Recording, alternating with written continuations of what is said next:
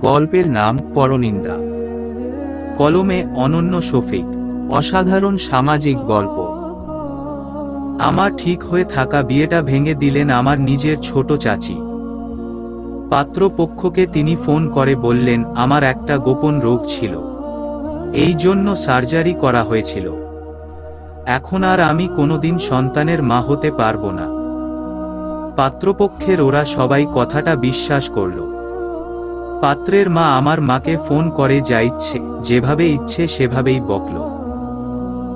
মাকে বকে তার শখ মিটেনি। এরপর আমায় ফোন দিল। ফোন দিয়ে বলল, এই মেয়ে এত খারাপ কেন তুমি?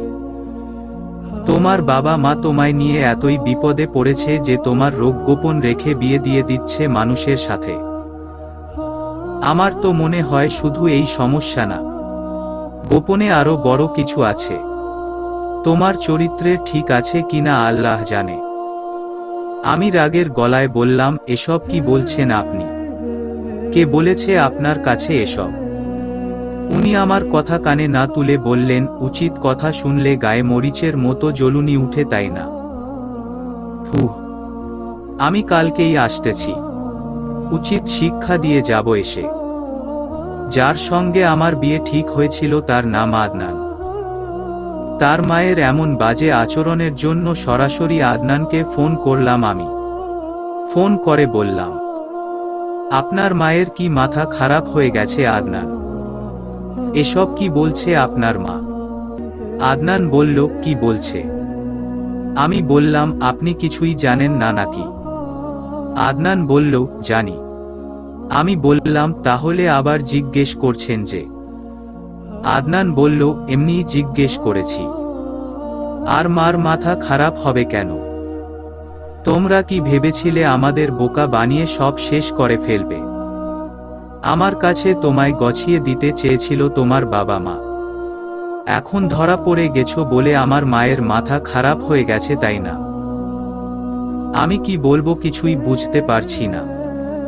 আদনান পড়াশোনা জানা শিক্ষিত ছেলে।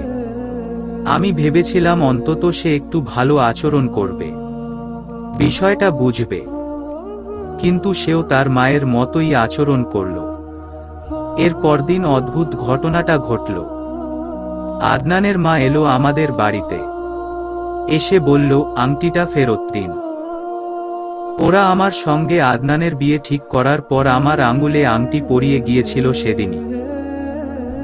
কিন্তু গতকাল ফোন করে এসব বলার পর আমায় পরিয়ে দেয়া আংটি গতকালই খুলে রেখে দিয়েছিলাম আমি। উনি এসে যখন আংটি ফেরত চাইলেন মা সঙ্গে সঙ্গে তা ফেরত দিয়ে বললেন, আল্লাহ যা করেন ভালোই করেন। আপনাদের মতো খারাপ লোকদের সঙ্গে আত্মীয় না হয়ে ভালোই হয়েছে।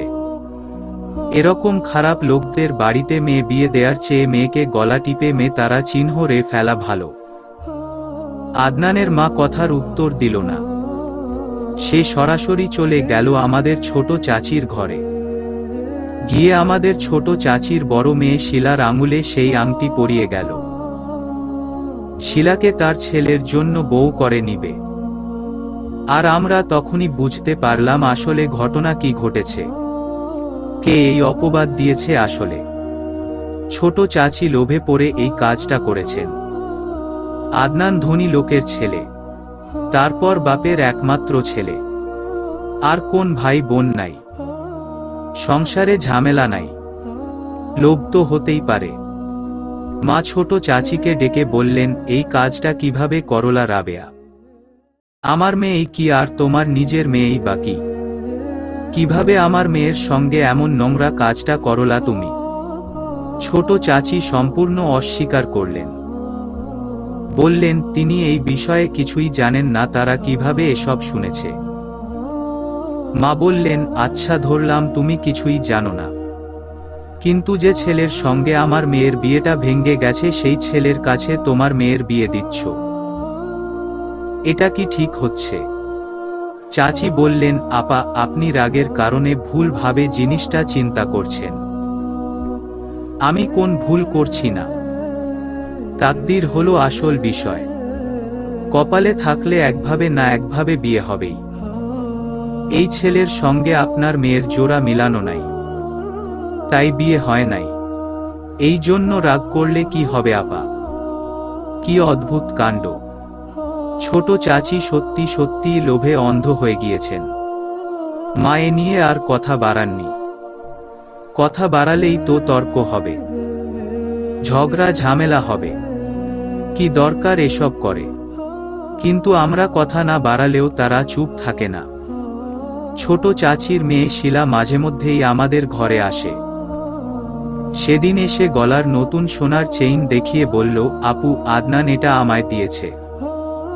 1,00,000 টাকা দাম এটার। এর কদিন পর এসে কানের এক জোড়া দোল দেখিয়ে বলল, কানের দোলগুলো কেমন আপু? ডিজাইনটা দেখতো। আমি অনিচ্ছা সত্ত্বেও দেখলাম তাকিয়ে। বললাম, সুন্দর। শিলা হাসল, মুচকি হেসে বলল, কে দিয়েছে জানো? আমার জানার কোন আগ্রহ নাই, তাই কথাই বললাম না।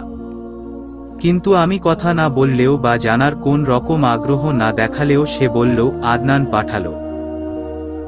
এরপর গতকাল এসে বলল, আপু, আমি তো মালদ্বীপ যাচ্ছি। আমি খানিক অবাকই হলাম। বললাম, কোথায় যাচ্ছিস? শিলা বলল, মালদ্বীপ। আদনান আমায় নিয়ে যাবে। আমি বললাম, তোদের তো বিয়ে হয়নি এখনো, বিয়ের পর যা। শিলা অট্টহাসি হেসে বলল, তোমার চিন্তাভাবনা কিরকম যেন সেকেলে ধাঁচের আপু। মানুষ বয়ফ্রেন্ড নিয়েই তো বিভিন্ন জায়গায় গিয়ে ভেকেশন কাটায়, ডেট করে। আর সে তো আমার হবু বর, তার সঙ্গে গেলে সমস্যা কি? আমি বললাম, গুনাহ হবে। আল্লাহকে ভয় পাওয়া যদি সেকেলে চিন্তা ভাবনা হয় তাহলে আমি সেকেলে চিন্তা ভাবনার মানুষই।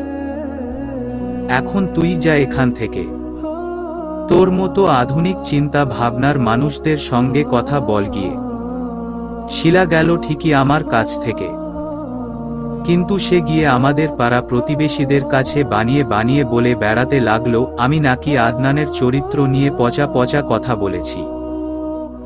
আদনান আমায় বিয়ে করেনি বলে নাকি আমার সহ্য হচ্ছে না, আমি শিলার সুখ দেখতে পারছি না।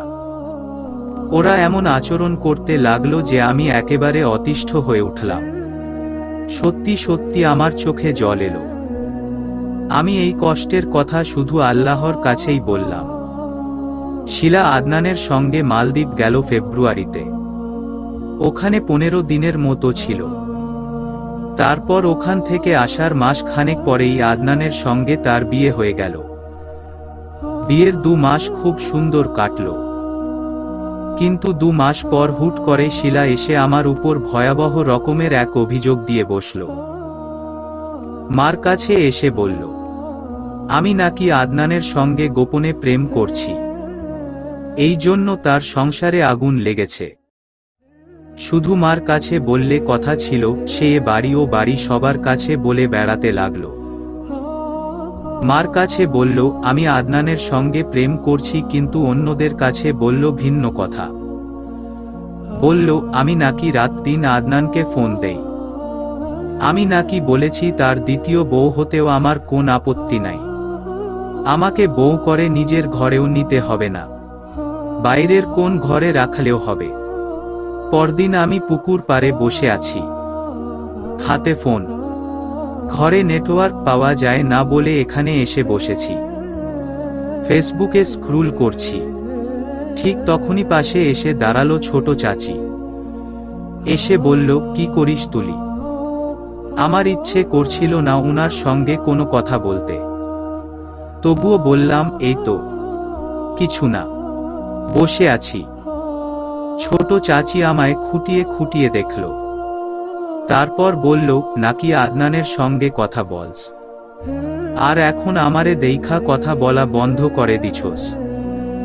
শুনে মেজাজ এত খারাপ হলো, নিজেকে সামলাতে না পেরে আমি রাগের গলায় বললাম, চাচি, বুড়ো হয়েছেন, চরিত্র ঠিক করেন আপনার। আপনি তো আমার নিজের চাচি, আপনি যেরকম আচরণ করেন শত্রুও এরকম আচরণ করে না। বলে ওখান থেকে উঠে চলে এলাম।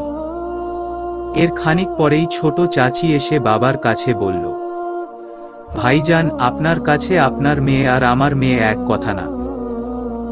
ভাইজি আর নিজের মেয়ে এক না, এক রক্তের না। বাবা বললেন, হ্যাঁ, একই তো। ছোট চাচি কেঁদে ফেলল। কেঁদে কেঁদে বলল, আপনার মেয়েরে আমি সব সময় নিজের মেয়ের মতোই দেখি, কত আদর করি। আর আজকে আপনার মেয়ে আমারে ডাইকা বলতেছে আমি কোন সাহসে আমার মেয়েরে আদনানের কাছে বিয়ে দিলাম। সে নাকি আমারে উচিত শিক্ষা দিবে, আমার পিঠের চামড়া উঠিয়ে সেই চামড়া দিয়ে তার জুতো বানাবে। চাচি হাউমাউ করে কাঁদছে। বাবা সঙ্গে সঙ্গে আমায় ডাকলেন, জিজ্ঞেস করলেন, তুলি এসব কি বলেছিস তুই তোর চাচিকে? আমার এত রাগ লাগলো। বাবা এমন কেন? তিনি তো সব জানেন চাচি আর তার মেয়েরা আমার সঙ্গে কি করেছে, এখনো কি করে যাচ্ছে। আর বাবা এরকম একটা মহিলার কথা বিশ্বাস করে ফেললেন। ছি! আমি রাগের গলায় বললাম, বাবা, এই মহিলাকে আমি এসবের কিছুই বলিনি, কিন্তু বলা উচিত ছিল। শুধু বলা না, এর চরিত্র যে পরিমাণ খারাপ, এই মহিলা যে পরিমাণ নোংরা, এর চামড়া দিয়ে জুতো বানাতে পারলেই বরং আমার মনে একটু শান্তি লাগবে। বাবা রেগে গেলেন শুনে। বসা থেকে উঠে আমার গালে একটা চড় বসিয়ে দিয়ে বললেন, চোখের সামনে থেকে তুই দূর হয়ে যা বলছি, মরতে পারিস না। আমি বাবার সামনে থেকে চলে এলাম। এত কান্না পাচ্ছে আমার, কিন্তু আমি জানি বাবা নিরুপায় হয়ে আমায় মেরেছেন। ছোট চাচা বেঁচে থাকলে অত কিছু কখনোই হতো না। চাচা নাই বলেই সমস্যাটা হয়েছে। বাবা মুখ থেকে তাদের কিছুই বলেন না, বলতে পারেন না। কোন কিছু না বলার পরেও ফুফুরা এসে নানান কথা বলে। ছোট চাচি যা বলে তাই তারা বিশ্বাস করে। বলে আমরা নাকি চাচিদের দেখতে পারি না, শান্তিতে থাকতে দেই না, তাদের জমি ভোগ করি, আরো কত কথা। ফুফুদের নাম নিতে নিতেই এক ফুফু এসে হাজির। মেজো ফুফু। আমাদের বাড়ি থেকে উনার বাড়ি কাছে। মেজো ফুফু এসে কোন কিছু বাছো বিচার না করেই আমার উপর সবটা দোষ দিলেন। মাকে বললেন, মেয়েকে চোখে চোখে রাখতে পারো না, আর এর কি কম বয়স হয়েছে, বিয়ে দেও না কেন? বয়স হয়েছে, আর কত সহ্য করব? মেয়েরা খারাপ হয় বাপ মায়ের দোষে। সময় মতো বিয়ে দিলে কি শিলার জামাইয়ের সঙ্গে এইসব ঘটাইতো? মা জিহ্বায় কামড় দিয়ে ফেললেন। বললেন, আপনি এসব কি বলছেন আপা? ওরা যা বলেছে তাই বিশ্বাস করেছেন। ছোট ফুফু রেগে গেলেন। বললেন, তোমাদের বাড়িতে আসায় উচিত না। আর তুমি বলো রাবেয়ার পক্ষ নিছি। রাবেয়া বলে তোমার পক্ষ নিছি। মেজো ফুফু রাগ দেখিয়ে চলে গেলেন।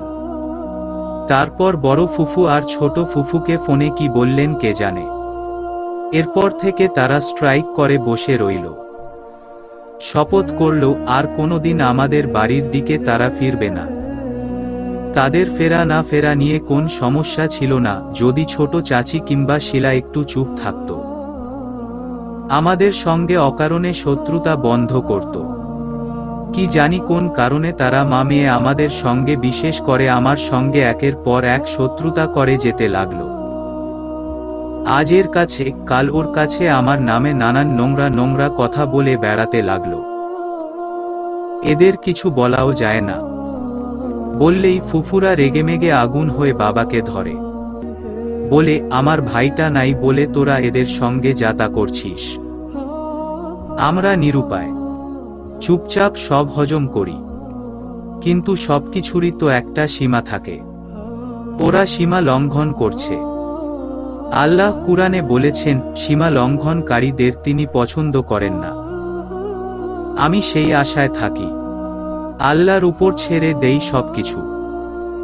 এরপর বাবা চেষ্টা করতে থাকেন যেভাবেই হোক আমায় বিয়ে দিয়ে দেবার জন্য। কিন্তু বিয়ের আলাপ আসলেও তা আর বিয়ে পর্যন্ত গড়ায় না।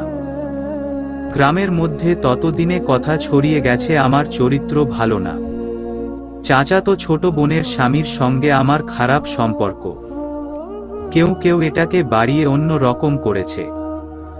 আমার পেটে বাচ্চা এসেছিল, তাও ছোট বোন জামাইয়ের থেকে। সেই বাচ্চা নাকি হসপিটালে গিয়ে নষ্ট করে এনেছি। কোনো পরিবার থেকে বিয়ের আলাপ এলে আর তাদের কানে এসব খবর যদি পাড়া প্রতিবেশীরা দিয়ে দেয়, তবে কি তারা এই বিয়েতে এগিয়ে আসবে কোনোদিন? বাবা একেবারে ভেঙে পড়েন। এসব নিয়ে বাজে চিন্তা করে তার শরীর খুব খারাপ হয়ে পড়ে। অল্পতেই বুড়িয়ে যান তিনি। আজকাল কোন কিছু মনে রাখতে পারেন না। রাগও বেড়েছে খুব। বাইরের লোকদের সঙ্গে তিনি রাগ দেখান না। রাগ দেখান ঘরের লোকদের সঙ্গে, মায়ের সঙ্গে। আর মা সেই রাগ ঢালেন আমার উপর। বলেন, তুই বিষ খেয়ে মরে যা, বাঁচার দরকার নাই তোর। তোর জন্য লোকদের মুখ দেখাতে পারি না। মাঝে মধ্যে তিনি খুব কাঁদেন। একবার ছোট চাচির হাত ধরে মা বলেছিলেন, বোন, তুমি তুলি তো তোমার শিলার মতোই। তুমি তো বলো শিলাও তোমার কাছে যেমন, তুলিও তোমার কাছে সেরকম। দয়া করে আমার মেয়েটাকে নিয়ে আর মানুষের কাছে কিছু বলো না। আমার মেয়েটার ইজ্জত ভিক্ষা দেও তুমি বোন। ছোট চাচি মায়ের এই কথাকে আরো বাড়িয়ে বলিয়ে মানুষের কাছে প্রচার করলেন। বললেন, তার মেয়ে আমার জামাইয়ের সঙ্গে নষ্টামি করবে আর আমি নাকি তা চুপ করে হজম করতাম, সুযোগ দিতাম এইসব করার। কত বড় খারাপ মহিলা। মেয়ে যেমন মাও তেমন। এদের জাহান্নামেও ঠাঁই হবে না। এরপর থেকে ওদের কারোর সঙ্গেই মা আর কথা বলেন না। কথা বললেই তো সমস্যা। মান সম্মান একেবারে ধুয়ে দেয় ওরা। শেষমেশ বড় কষ্ট করে অনেক চেষ্টা ফিকিরের পর একটা বিয়ের আলাপ মোটামুটি পাকা হলো। ছেলে খুব ভালো, ধর্মভীরু, প্রাইমারি স্কুলের শিক্ষক। বাবা নাই, মা আছে। সেই ছেলে এসে আমায় দেখে গেল। বলল তার পছন্দ হয়েছে। এরপর তার মা এলো। আমায় দেখে তার মায়েরও পছন্দ হয়েছে। তার মায়ের আচরণ খুবই ভালো লাগলো। তিনি আমায় পছন্দ করার পর একজনকে বাজারে পাঠালেন একটা তৈরি করা স্বর্ণের আংটি কিনে আনতে গিয়ে। তিনি আমায় আংটি পরিয়ে যাবেন একেবারে। বিয়ে ফাইনাল করে যাবেন। দিন তারিখ ঠিক করবেন এখানে বসেই। কিন্তু ছেলের মায়ের সঙ্গে ছেলের মামিও যে এসেছিল, সেই মামি সমস্যাটা বাধালো। সেই মামি কিভাবে যেন জেনে ফেলল ছোট বোন জামাইয়ের সঙ্গে আমার খারাপ সম্পর্ক ছিল। কে এই কথা কোন সুযোগে তার কানে বলল কে জানে। সেই মামি আমায় হঠাৎ করেই ডাকল। বলল, এই তুলি, এদিকে একটু শুনে যাও তো তুমি। আমি কাছে গেলাম। এরপর মামি মাকেও ডাকল, ছেলের মাকেও ডাকল। মামি ছেলের মা আর আমার মায়ের সামনে আমায় বলল, তুলি, তুমি একটা সত্য কথা বলবা। আমি বললাম, জি বলবো। বলুন। আমি তখনও বুঝতে পারিনি এই বিষয়ে কথা উঠবে এখানে। এরপর তিনি বললেন, তুমি নাকি হসপিটালে গিয়ে একবার গর্ভ নষ্ট করে এসেছো। এই কথাটা কি সত্যি? আমি কি উত্তর করব তখন বুঝতে পারছিলাম না। রাগ করে কিছু বলতে ইচ্ছে করছিল মুখের উপর, কিন্তু মনে মনে আরেকটা হিসেবও করলাম আমি। আসলে আমার মতো মানুষের রাগ করলে চলে না। বাবা আমায় বিয়ে দেওয়ার জন্য অনেক চেষ্টা তদবির করছেন। এমনিতেই বিয়েটা হচ্ছে না। পাড়ায় আমার নামে এমনিতেই কত মিথ্যে অপবাদ ছড়িয়ে আছে। আমার মতো মানুষের থাকা উচিত চুপ করে। যে যাই বলুক সব হজম করা উচিত। কিছু কিছু মানুষ হয়তো এমনই, কোন অপরাধ না করেও এর দায় তার কাঁধে তুলে নিতে হয়। মানুষের করা অপমান তাকে মুখ বুজে সহ্য করে নিতে হয়। আমিও তেমনই একজন। আমি কিছুই বললাম না, চুপ করে রইলাম। শুধু টের পেলাম আমার চোখ থেকে দু ফোঁটা জল গড়িয়ে নামছে। মা ওপাশে মুখ ফিরিয়ে আঁচলে মুখ ঢেকে ফেললেন। ছেলের মামি ছেলের মায়ের গায়ে হাত দিয়ে টোকা দিয়ে বললেন, বুঝেছি আপা। সব পরিষ্কার। আর এখানে বৈশা দেরি করণের দরকার নাই। আগে সব জানলে এইখানে এক গ্লাস পানিও খেতাম না। ছেলের মা নম্র ভদ্র স্বভাবের, বুদ্ধিমতী। তিনি এ নিয়ে কিছুই বললেন না আর। চুপচাপ খানিকটা সময় বসে রইলেন। তারপর মাকে বললেন, বিয়ের বিষয় তো বোন, একটু সলা পরামর্শ দরকার সবার সাথে। বোঝাপড়া আছে।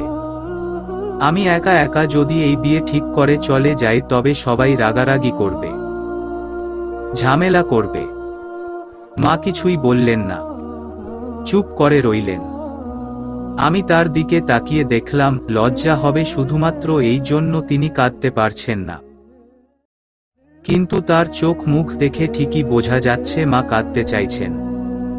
মা কিছু না বললেও ছেলের মা আবার বললেন, সবকিছু তাকদির বোন।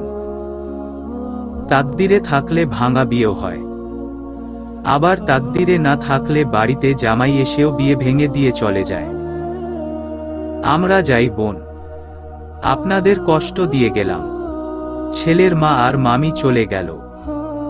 যে লোক আংটি কিনতে গিয়েছিল সে আংটি না কিনে খালি হাতেই ফেরত এসেছে। কারণ এখন আর আংটির প্রয়োজন নাই। বিয়েই তো হবে না, আংটি কিনে আনার দরকার কি তবে? মেহমান চলে যাবার পর মা হাউমাউ করে কাঁদলেন। কাঁদতে কাঁদতে আল্লাহর কাছে বললেন, ও আল্লাহ, এইটা কোন পরীক্ষায় ফেললা আমারে তুমি? আমি বা আমার মেয়ে, আমরা তো কারোর কোন ক্ষতি করি নাই কোনোদিন, কারোর ক্ষতি চাই নাই। তাইলে আমার মেয়ের কপালে এই দুঃখ কেন লিখলা? কেন এমন লজ্জায় ফেললা আমাদের? প্রায় হয়ে যাওয়া বিয়েটা ভেঙ্গে যাবার পর ছোট চাচি আমাদের শুনিয়ে শুনিয়েই মানুষের কাছে বললেন, দেখো, মানুষকে নিয়ে খেললে কি হয়। পরিণাম দেখো, মেয়ে ঘরে বুড়ি হচ্ছে, বিয়ে দিতে পারছে না, দিতেও পারবে না বিয়ে। চরিত্র নষ্ট মেয়েরে কার ছেলের জন্য ঘরের বউ করে নিতে আসবে? দেশে কি বউয়ের অভাব পড়েছে নাকি? আমার নামে অপবাদ দিয়ে সঙ্গে সঙ্গে চাচি নিজের মেয়ের ভীষণ প্রশংসা করে আবার মানুষের কাছে বলে, ভালো মানুষের মেয়েদের আল্লাহ কষ্ট দেন না। মানুষ শয়তানি করলেও লাভ হয় না। আমার বড় মেয়ের আল্লাহর রহমতে রাজ কপাল, রানীর হালতে থাকে সেইখানে। ছোট মেয়েও পড়ায় ভালো, কলেজে পড়ে। তারে নিয়ে কেউ কোনোদিন একটা মন্দ কথা বলতে পারে নাই, কোনোদিন বলতেও পারবে না। মেয়ে আমার এতই সাদামাটা যে বাটন মোবাইলটাও ব্যবহার করতে জানে না। মানুষও এসব কথায় খুব তাল দেয়, সুর মিলিয়ে বলে, আপা ঠিকই বলেছেন, আপনার মেয়ে দুইটা লক্ষ্মী, এদের মতো ভালো আচরণের মেয়েই হয় না। দিন এভাবেই যেতে থাকে। মানুষের গঞ্জনা সহ্য করে, পচা নোংরা কথা শুনে। এক সময় এসব সয়ে যায় শরীরে, কিন্তু বাবার সয়নি। আমার বাবা সুস্থ সবল একটা মানুষ ছিলেন। তার চোখের দিকে তাকিয়ে মানুষের কথা বলবার সাহস ছিল না। সমাজে তার বিরাট মান মর্যাদা ছিল। তিনি সব সময় সতর্ক হয়ে চলতেন। কেউ মন্দ বলবে তাকে নিয়ে এরকম আচরণ তিনি কোনোদিন করতেন না। আমার সহজ সরল সাদামাটা বাবা চাচির জন্য আর চাচির মেয়ের জন্য মানুষের কাছে লাঞ্ছিত হতে থাকেন দিনের পর দিন। মানুষ তাকে নিয়ে হাসাহাসি করে, তাকে দেখিয়ে বলে, অমুকের মেয়ে এটা করেছে। বাবা এসব সহ্য করতে পারেননি। ভেতরে ভেতরে তিনি ভেঙে পড়েন। তার আগে থেকেই হার্টের সমস্যা ছিল, তা দিনে দিনে বাড়ে। এর কয়েক মাস পর বাবা মারাও যান হার্টের সমস্যায়। বাবার মৃত্যুর পর আমরা চির অসহায় হয়ে পড়ি। ছোট চাচি এবার বাড়ির হর্তা কর্তা হয়ে যায় একেবারে। তার যা ইচ্ছে তাই করে সে, যা ইচ্ছে তাই বলে। আমাদের উঠোনের একপাশে সবজি করে, গাছ রোপণ করে। এ নিয়ে মা কিছু বললেই মার চুল ছিঁড়তে আসে, 10টা কথা শোনায়, গর্জন করে। আমরা এসব পারি না। গলার আওয়াজ বড় করতে পারি না, ঝগড়া করতে পারি না, লজ্জা করে। বিবেকে বাধে, মনে হয় লোকে কি বলবে। কিন্তু এই যে আজীবন চুপ থাকা, ভদ্র হয়ে থাকা, এসব করেও তো মানুষের কাছে কোনোদিন ভালো হতে পারিনি আমরা। এই সমাজের মানুষগুলো মূর্খের অধম। এরা প্রমাণ ছাড়াই অপবাদ বিশ্বাস করে। এরা পর মানুষ নিয়ে ঘাটাঘাটি করতে বেশি পছন্দ করে। আর এরা সব সময় দুর্বলের বিরুদ্ধে বাঘ সাজে, সিংহ সাজে। সবলেরা খারাপ লোক হলেও এরা তাদের খুব তোয়াজ করে চলে। বাবার মৃত্যুর কদিন পরেই মেজ ফুফু আমাদের বাড়িতে আসে। এসে দুদিন থাকে। মায়ের সঙ্গে খুব মিশে থাকার চেষ্টা করে। তারপর একদিন দুপুর বেলা আসল কথাটা বলে, বড় বউ তুলির বাপ বেঁচে নাই। এখন তুলির ভালো খারাপ দেখবার দায়িত্ব আমাদের। শত হোক তুলি আমাদের রক্তের অংশ, সে আমাদের বংশের মেয়ে। মা বললেন, জি আপা। মেজ ফুফু এবার বললেন, বড় বউ, আমি তুলির জন্য একটা ছেলে দেখছি।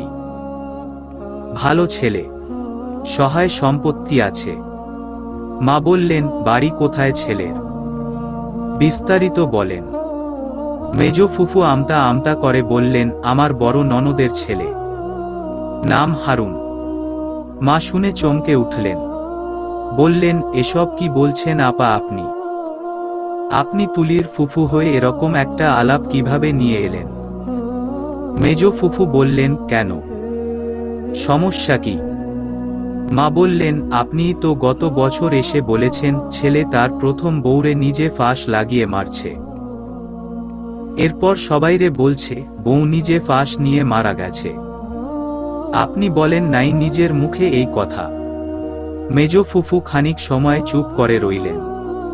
তারপর বললেন, আগে ভুল সন্দেহ করছিলাম বউ, পরে জানলাম বৃত্তান্ত। হারুন ভালো ছেলে। সমস্যা তার বউয়ের ছিল, মানসিক সমস্যা। নিজেই ফাঁস নিয়ে মরছে। মায়ের খুব রাগ লাগলো এবার। তিনি রাগের গলায় বললেন, খবরদার আপা, এইসব আলাপ নিয়ে আমার কাছে কোনোদিন আসবেন না, সাবধান। মেজ ফুফু ভীষণ রেগে গেলেন। রেগে গিয়ে মুখ বিকৃত করে তিনি বললেন, আমারে সাবধান করো, আর নিজের মেয়েরে দিয়ে নষ্টামি করাও। আমার ভাইটা এই কলঙ্কিনী মায়ার জন্য মারা গেছে। মানুষের সামনে আমরা মুখ দেখাইতে পারি না। মানুষ আঙুল দিয়ে দেখাইয়া দেখাইয়া বলে, অমুকের ফুফু। মা আহত এবং ক্ষোভের গলায় বললেন, আপা, আপনার যদি এতই মান সম্মান ক্ষুণ্ণ হয় তবে আপনার আর তুলিরে ভাইঝি বাবার প্রয়োজন নাই। আমাদের কোন আত্মীয় স্বজন লাগবে না, কারোর সাহায্য আমরা চাই না। মেজ ফুফু কেঁদে কেটে আমাদের ঘর থেকে গেলেন সেবার। যাবার সময় তার মরা বাপের কসম কেটে বলে গেলেন, আর কোনোদিন যদি এই বাড়ির ত্রিসীমানায় ঘেঁষি তাইলে আমি আমার মরা বাপের মাথা খাই। কিন্তু কদিন পর ঠিকই তিনি আবার এলেন। এসে মাকে বললেন, ও বড় বউ, তুলির ভাগ্য খুলছে। মা বললেন, কিভাবে? মেজ ফুফু হাসি হাসি মুখে বললেন, হারুন তারে দলিল করে 10 কাঠা জমি লিখে দিবে। আমি বলছি 10 কাঠা ধানি জমিনে শুধু হবে না, বাজারের জমি থেকে 2 শতক আমার ভাইঝির নামে লিখে দিতে হবে। হারুন প্রথমে রাজি না হলেও পরে রাজি হল। আল্লাহ তুলির দিকে মুখ ফিরে তাকাইছে। বড় বউ, শুকরিয়া আদায় করো, বলো আলহামদুলিল্লাহ। মা বিরক্ত হয়ে উঠলেন, বললেন, আপা, আপনি এখান থেকে যান।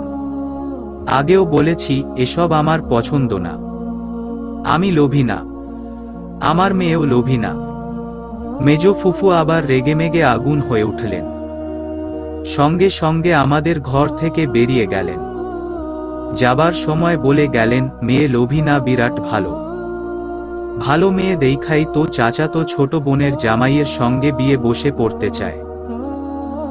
মেজ ফুফুর এই আচরণটা আমায় কাঁদালো। মানুষ বলে ফুফুরা তার ভাইয়ের ছেলে মেয়েদের জন্য জীবন দিয়ে দিতে চায়। কথাটা সত্যি। আমি আমার বান্ধবীদের বেলায় এমন দেখেছি। তাদের ফুফুরা তাদের জন্য জান জীবন দিয়ে দেয়, ভীষণ আদর করে তাদের। কিন্তু আমার ক্ষেত্রে এর উল্টো।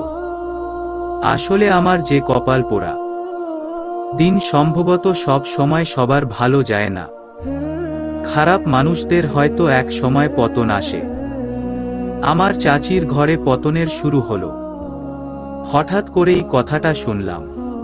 চাচি ফোন করে কাকে যেন বলছে শিলার তো বাচ্চা হবে, তাই শিলার কাজে সাহায্য করার জন্য তার ছোট মেয়ে জেনি সেখানে গিয়েছিল।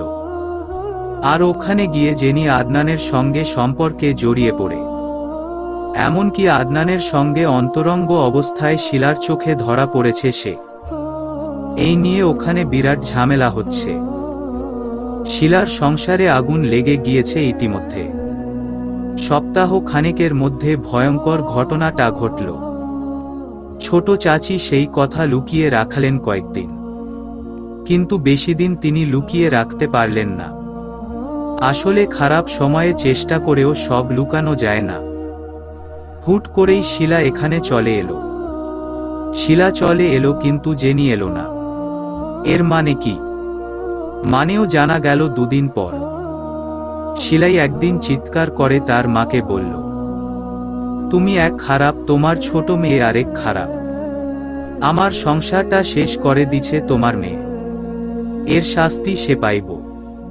আর আমি যদি কোনোদিন এরে খুঁজে পাই তবে ওরে নিজ হাতে আমি খুন করব। ওরে খুন করলেই আমার শান্তি। সময় যেতে থাকে। 1 মাস 2 মাস এভাবেই। জেনি আর বাড়ি ফিরে না।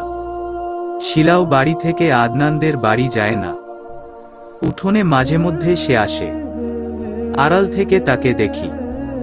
চেহারা কেমন মলিন হয়ে গেছে। দূর থেকে দেখেও বোঝা যায় তার বয়স বেড়ে গেছে। এর কদিন পরেই হুট করে শিলার দুর্ঘটনাটা ঘটে। পুকুরে গোসল করতে নেমেছিল। ওখান থেকে উঠার সময় পিচ্ছিল খেয়ে পড়ে গিয়ে আঘাত পায় সে। ছোটখাটো কোন আঘাত না, বড় আঘাত। তার গর্ভপাত হয়। শরীর খারাপ হয়ে যায় খুব। হাসপাতালে গিয়ে 2 দিন থাকতে হয়। হাসপাতাল থেকে আসার পরেই শিলার মধ্যে কিছু পরিবর্তন লক্ষ্য করা যায়। সে এখন আমাদের ঘরে আসে। আমার সঙ্গে, মায়ের সঙ্গে কথা বলে। একদিন আমায় পুকুর পাড়ে ডেকে নিয়ে গিয়ে বলল, তুলি আপু, জেনি আমার নিজের মায়ের পেটের বোন হয়ে কিভাবে আমার এত বড় সর্বনাশটা করল। আমার কথা বলতেও রুচিতে বাদ ছিল ওর সাথে। তবুও কথা বললাম। ওর এমনিতেই খারাপ অবস্থা। গর্ভটা নষ্ট হলো। তাছাড়া সংসার ভাঙল। মন না চাইলেও জোর করে কথা বললাম ওর সাথে। বললাম, কি হয়েছিল আসলে বলতো। শিলা চুপ করে থাকে। চোখ তার জলে ভিজতে থাকে। নাকে সর্দি জমে। নাকের সর্দি টেনে নিয়ে সে বলে, আদনানের দোষ দিব না আমি। জেনির সব দোষ। নিজ থেকেই গিয়ে গায়ে পড়ে থাকত। সুযোগ দিত। সুযোগ দিলে তো শেষ করতে পারে না কথা শেলি। কেঁদে ফেলে। আমি কাঁদতে দেই তাকে। অনেক কেঁদেছি আমি। সেও একটু কাঁদুক। কান্না শেষ হলে আমি তাকে জিজ্ঞেস করি, জেনি এখন কোথায় আছে? শিলা বলে, জানি না রে বোন। আমি অবাক হই। বলি, জানিস না মানে?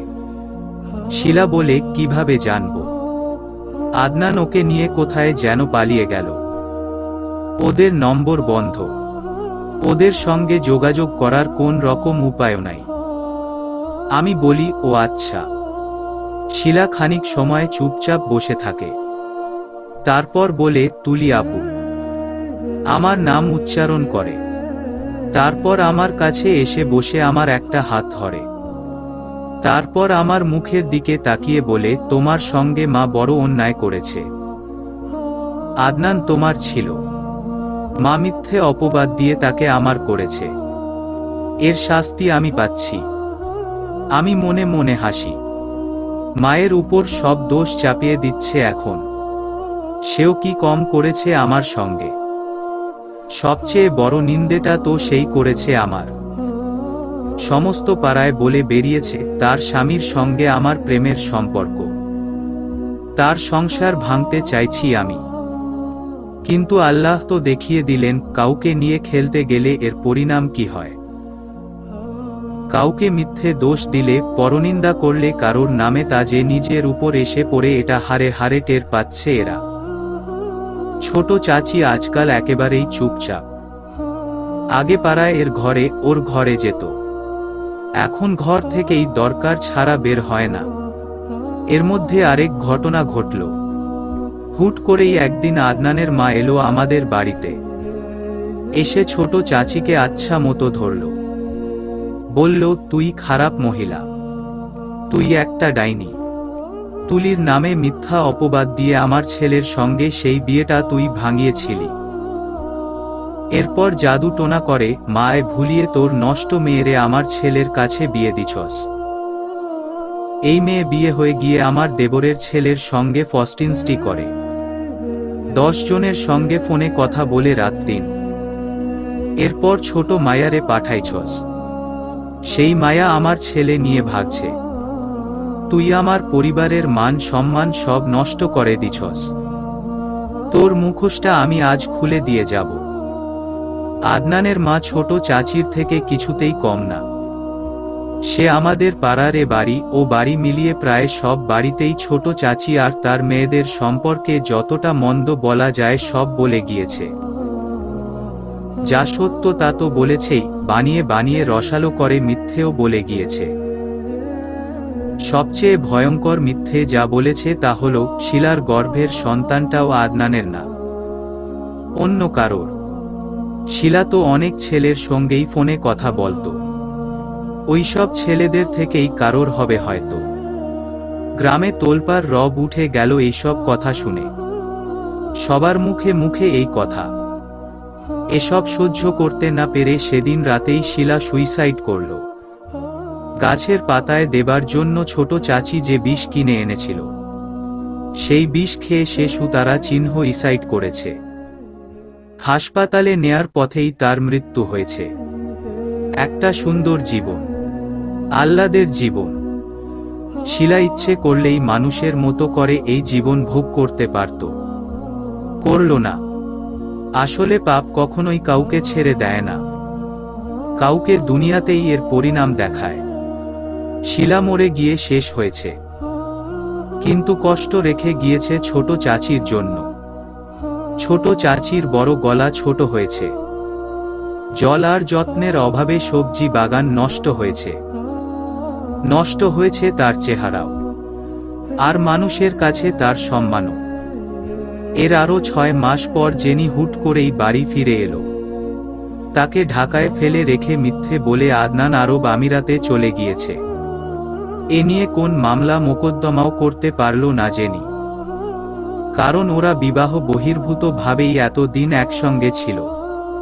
জেনি বারবার তাগাদা দিলেও আদনান গড়িমসি করেছে, সময় চেয়েছে আরো কিছুদিন। এরপর হুট করে জেনিকে ফেলে রেখে সে দেশের বাইরে চলে গেল। জেনি পড়ল অতল সমুদ্রে। জেনি বাড়ি ফিরল ঠিক, কিন্তু মানুষের সামনে সে যেতে পারে না।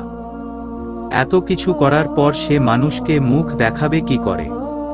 ছোট চাচিও মেয়েকে দেখতে পারেন না, মেয়ের সঙ্গে কথা বলেন না।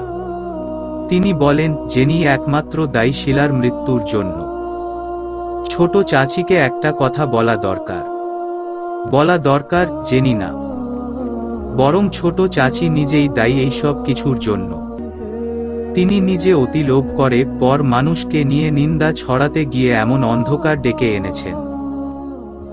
আজকাল ছোট চাচি আমাদের ঘরে খুব আসেন, মায়ের কাছে বসে কাঁদেন, ক্ষমা চান। মা কিছু বলেন না, শুধু এটুকু বলেন, আল্লাহর কাছে ক্ষমা চাও, আর পাপ করো না, তাওবা করো, তাহলেই হবে। আল্লাহ তোমায় মাফ করে দিলে আমিও মাফ করে দিব।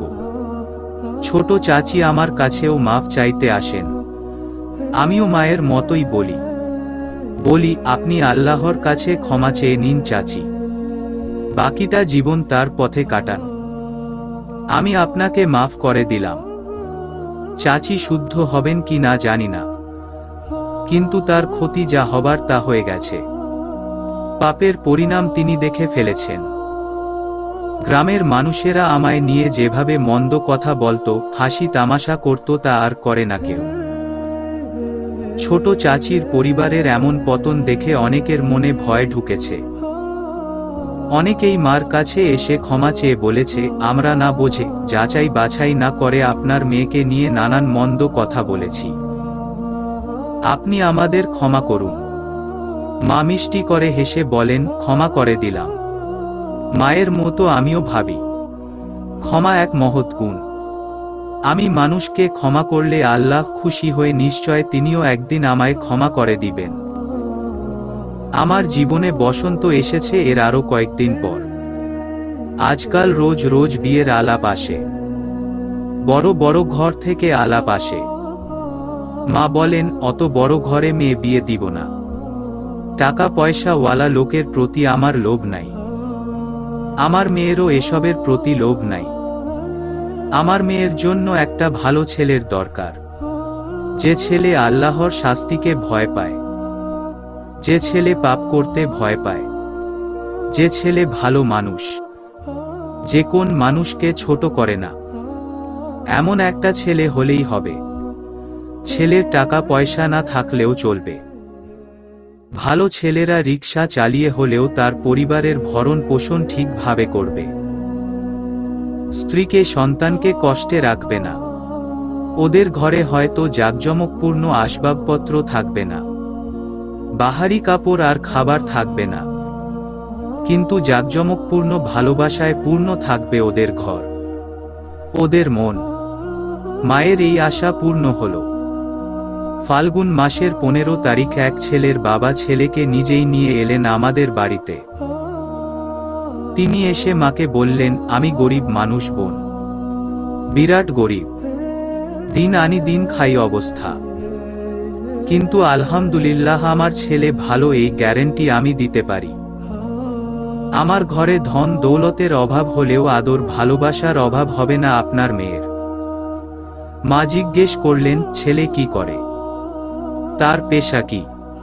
ছেলের বাবা বললেন, বোন, ছেলে একটা ছোটখাটো চাকরি করে, বেতন একেবারেই কম। আমিও শিক্ষক মানুষ, হাই স্কুলের শিক্ষক, সরকারি হাই স্কুল না, এমপিও ভুক্ত। সামান্য বেতন আমাদের বাপ ছেলে দুজনের, কিন্তু আমি কথা দিতে পারি আপনার মেয়েকে আমার ঘরে দিলে তার কোনোদিন মন খারাপ হবে না, তাকে কোনোদিন কষ্ট দিবে না আমার ছেলে। মার কেন জানি ছেলে আর ছেলের বাবাকে পছন্দ হয়ে গেল। তিনি বললেন, আমি মেয়েকে জিজ্ঞেস করি আগে। মা এসে আমায় জিজ্ঞেস করলেন সব। আমি আড়াল থেকে উনাদের সব কথা শুনেছিলাম। তাছাড়া ছেলেকেও আমি দেখেছি, আমার পছন্দ হয়েছে। আমি মাকে বললাম, মা আমার পছন্দ হয়েছে। মা বললেন, আলহামদুলিল্লাহ। ফাল্গুনের শেষ দিকেই আমার বিয়ে হয়ে গেল। বিয়ের পর ওদের বাড়ি গিয়ে আমি চমকে উঠলাম। আমার শ্বশুর যে বলেছিলেন তিনি গরিব মানুষ, এই কথা মিথ্যে। তার ধন দৌলতের অভাব নাই। কত সুন্দর বাড়ি, বাড়ির চারপাশ। তিনি বলেছিলেন আমার স্বামী সামান্য চাকরি করে, এই কথাও মিথ্যে। আসলে আমার স্বামী একজন কাস্টম অফিসার, 40তম BCS এ ক্যাডার হয়েছিলেন তিনি। আমি আমার শ্বশুরের এমন মিথ্যাচারের জন্য অবাক হলাম। উনি ধার্মিক মানুষ, ভালো মানুষ, তাহলে তিনি এমন মিথ্যে বললেন কেন? আমি আমার শ্বশুরকে নিজেই জিজ্ঞেস করেছিলাম, বাবা আপনি মার সঙ্গে মিথ্যে বলেছিলেন কেন? কেন বলেছিলেন আপনারা গরিব, আপনার ছেলে সামান্য চাকরি করে? আমার শ্বশুর বললেন, মা, আমি মানুষের কাছে শুনেছিলাম তোমার মা তোমাকে গরিব ঘরে বিয়ে দিবে, ধনী ঘর তার পছন্দ নয়। এই ভয়ে আমি বলেছিলাম আমরা এই রকম। আমি বললাম, আমি তো সাধারণ এক পরিবারের মেয়ে, আমার পড়াশোনা কোনো পাবলিক বিশ্ববিদ্যালয়েও না, দেখতেও আমি তেমন খুব একটা সুন্দর না, চাকরি বাকরিও নেই আমার। তবে আমাকেই কেন পছন্দ করলেন আপনি কিংবা আপনার ছেলে? আমার শ্বশুর এবারও হাসলেন। হেসে তিনি বললেন, বিয়ে তো ধন সম্পদ বা চাকরির সাথে হয় না মা, বিয়ে হয় মানুষের সাথে মানুষের। আজকাল ভালো মেয়ে বা ভালো ছেলে মিলানো খুব কঠিন। দুনিয়া এখন অনেক কঠিন মা। এই দুনিয়ায় আসল মানুষ খুঁজে বের করা খুবই কঠিন। আমি বড় কষ্ট করে বহুদিন খোঁজাখুঁজির পরে তোমার মতো অমূল্য ধন পেয়েছি মা। আমি আর কিছুই বলতে পারলাম না। আমি টের পেলাম আমার চোখ ভিজে যাচ্ছে জলে। সেই জল আঁচলে মুছে মনে মনে আমি বললাম, আল্লাহ, তুমি কতই না দয়ালু। তোমার চেয়ে বেশি ভালো আর কেউ বাসে না তোমার বান্দাদের। সমাপ্ত।